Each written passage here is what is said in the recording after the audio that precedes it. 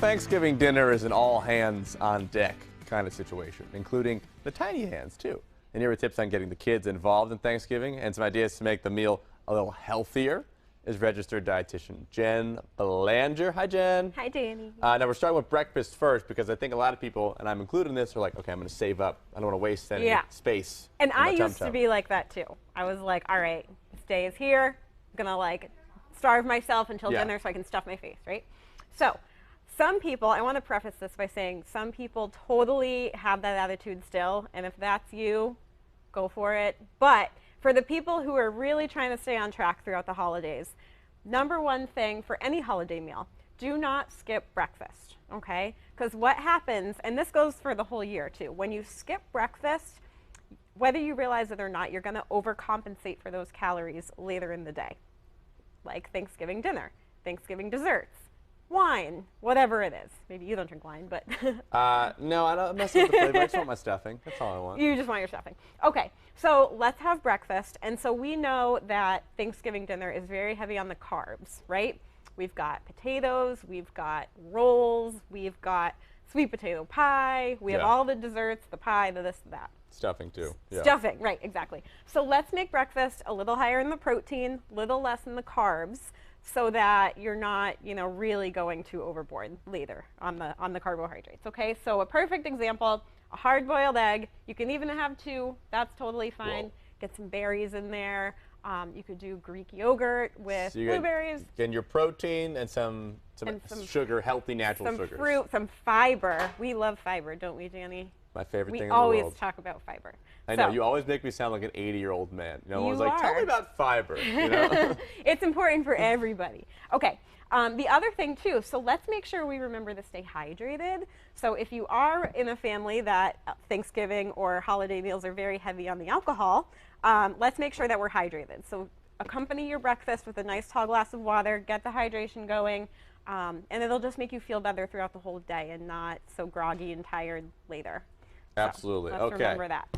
Do you want to talk about kids next or healthy stuff next? So let's talk about some healthy stuff and then we'll talk about kids. So first, mashed potatoes.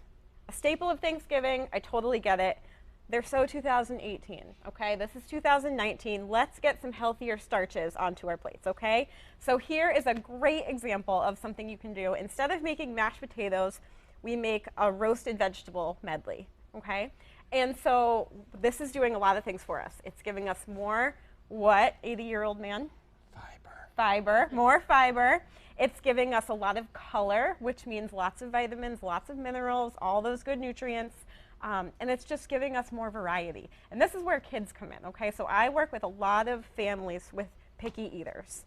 It's probably the #1 complaint that I hear. Picky eaters. So when we're talking about picky eaters, it's all about exposure. We need to be exposing children to these colors and foods that they haven't seen before. A kid is not probably going to eat this brand new food the very first time that you expose it, and that's okay. The whole point is that you need to keep exposing. Condition them. Exactly. So mashed potatoes, I mean, I don't really know a kid that doesn't love mashed potatoes. So like, okay, we can get rid of those. We're good. So let's focus on some of these new foods that the kids can be exposed to, and you know, maybe they'll try it, maybe they won't. So what's in this? So this is a mixture of, it's some regular potato, so something familiar. So when you're feeding kids, you always want to offer something familiar with the new foods too. So at least they have something that they know. So it's regular potato with the skin on for fiber, sweet potato, butternut squash, parsnips, which look just like carrots. So if you're involving your child in the cooking, they look just like carrots, so you can use that as an angle. Like, look, it's just like a carrot. A lot of kids like carrots. Carrot. Yeah. And beets, which is why everything else is looking so pink, because we know that beets are stain everything around them. Yes, very strong guy. So this is a great way to introduce your kids to some of these new flavors and different textures and things. The other thing, while we're talking about beets, that I want to hit on is you can use the greens in whatever you want. So you can use beet greens in salads, dressed up with whatever dressing you like and other vegetables. You can stir fry them with a little garlic, kind of like you would kale or spinach or Swiss chard. So if you get beets, don't throw away the leaves. They're really nutritious and full of some good fiber, vitamins, minerals, all that good stuff. Okay. That's a good point. Yeah. Now, could you go crazy and turn this all into one big mash? Like, could you make mashed potatoes with sweet potatoes and make it a little healthier? You Okay. totally could. And that if you did it with beets in it, it would be pink. So That'd be kind of fun. yeah, it would be fun for kids.